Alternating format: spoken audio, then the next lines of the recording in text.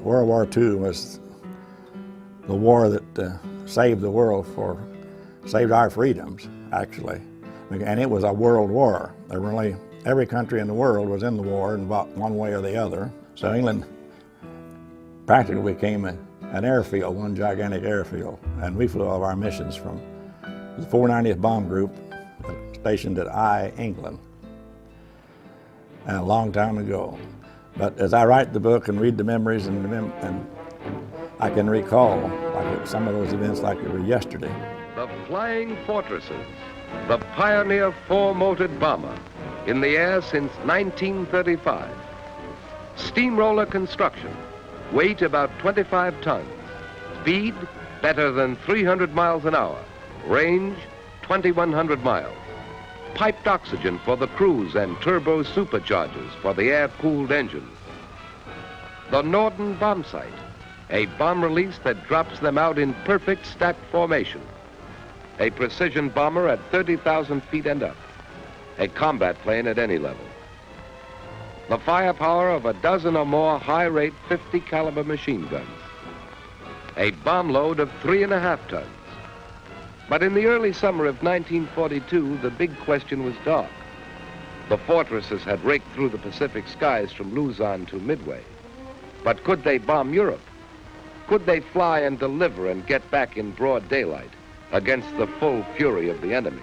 I was drafted out of high school at the age of 18. I mean, we were fighting on two fronts. The world was in turmoil. We were in danger of losing our freedom. So everyone fought. The women all went to the factories and the men all went to the war. Well, I was 18 years old and couldn't even drive a car, but they were going to make a pilot out of me. I should have known better. What they really wanted were aerial gunners because the losses were terrific. I found myself at Air Base in England. We were replacement crews for men who had been killed or men who had finished their tour of duty. My very first night there, somebody said, "Come outside." The boys that welcomed us, the other crew in our huts, "Come outside a minute." And we looked, here came a V1, buzz bomb, doodle bugs, we buzz, buzz, buzz, buzz across. Because they were unmanned and they would fly so far and then just hit the ground and explode. And nobody knew where they were going to hit. So our welcome, first night there, was this buzz bomb going across the countryside. And later we heard an explosion. Taking a mission was, you get up at 2 or 3 o'clock in the morning. They tell you the night before that your crew's going to fly. And you get up at 2 or 3 o'clock in the morning, you go down and get dressed, go down and have breakfast. They always give you a very good breakfast. Eggs, ham and eggs works. And we always call it our last meal because you never knew if you were coming back for supper. So we'd leave the mess hall, go down to briefing. I have your attention, please, gentlemen. The pilots have all checked their crews. Everybody present and accounted for. For a long time, we've all been working very hard. The work has been grueling. It's produced results, and our standard of performance is very high. Gentlemen, this is the real thing.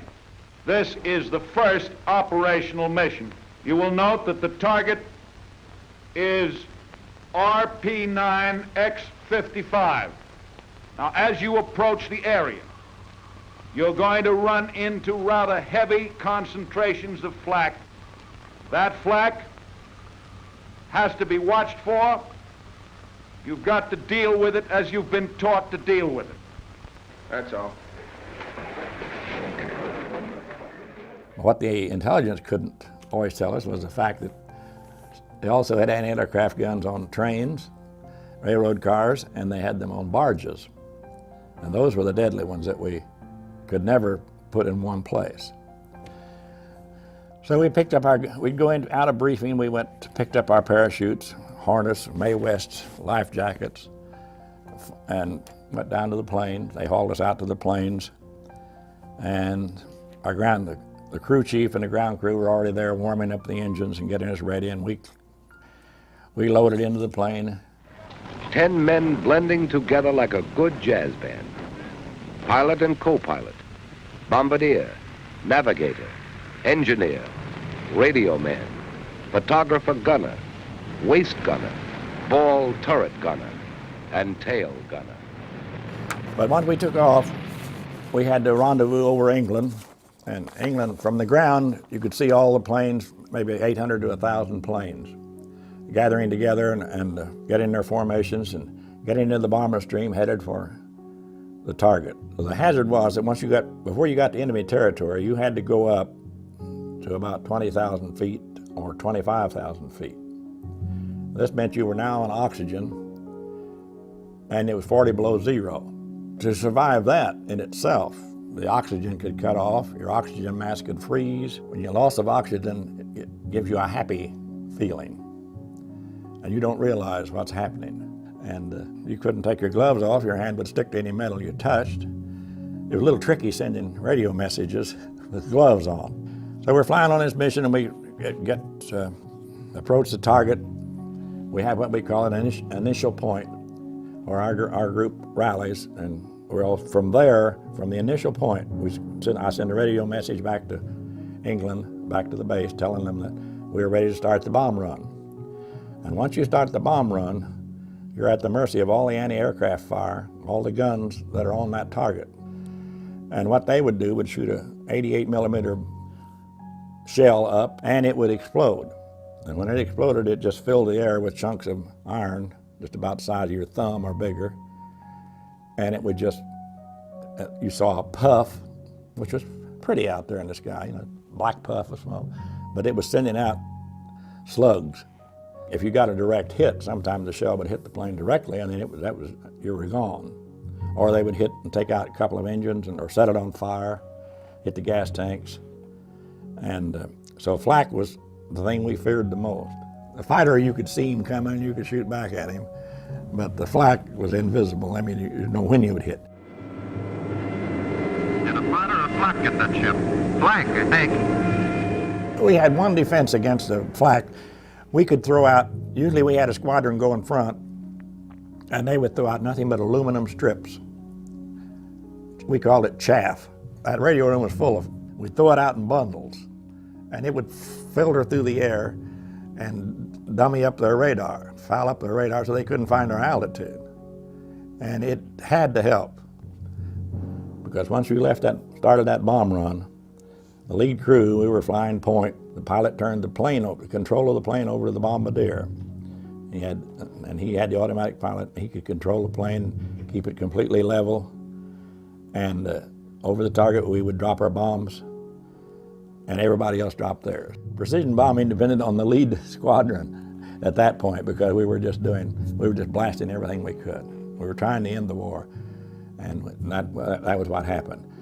And not our fighters or the German fighters never bothered to go in that field of flak because it was so deadly. But once you came out of it, once our group came out of it, then we had to prearranged signal. We would circle and form again, and that's when the fighters would hit us. Okay, here they are. 9 o'clock high, enemy fighters. Same thing at 3 o'clock. Seems obvious. They're staying out of range. Going out ahead to turn in for a frontal attack. High. All turrets swing about to help guard the rear. Top turrets hunt the sky above in all directions. There's some more out there. Keep your eyes peeled. Now it comes. The enemy pours in at you from every point on the dial.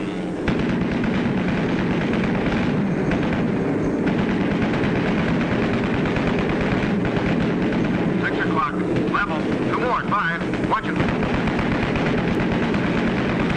Get that one at 3. No, he's going low. Here he comes up. You got the colonel's wingman, smoking on number 4.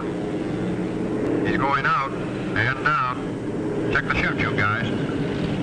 1 chute out of the tail. 2 out of the waist. Another 2 boys out of the nose. There's 2 more. Pilot the tail. Pilot the tail. Let me know how they're doing back there. Roger. Fighter, 6 o'clock. Coming through.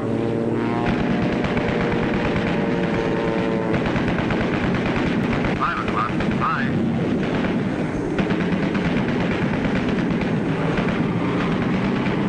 You got one out of the high squadron. Yep. No chance there.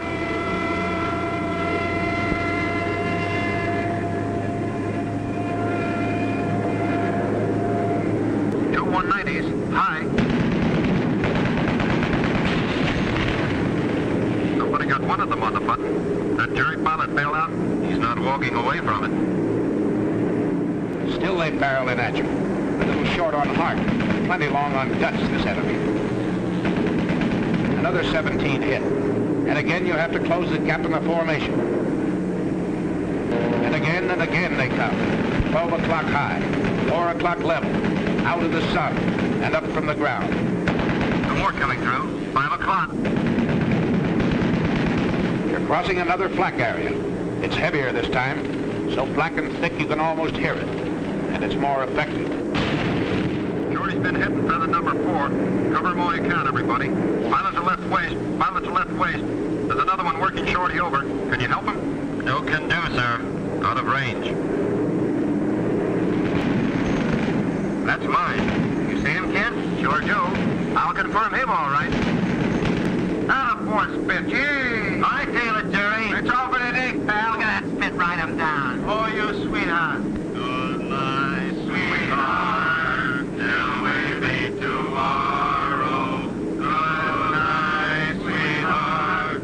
Sleep well, vanish sorrow. And so that was the part that was separate. All the boys, all the teenagers like myself became men in a hurry once you went through a couple of those. You learn to pray in a hurry when you're up there. We always said there were no atheists in the foxholes and there were no atheists in the sky and no foxholes to hide in. We did 20 missions and we were there almost 9 months. And it was an experience that young men can't imagine. I was home before I was 20. No, I was home at 20. Enrolled in IU and forgot about the war for quite some time. But the lucky ring, I always said, the lucky ring helped, but God got me through it. Because I came through without a scratch. And it's amazing, really.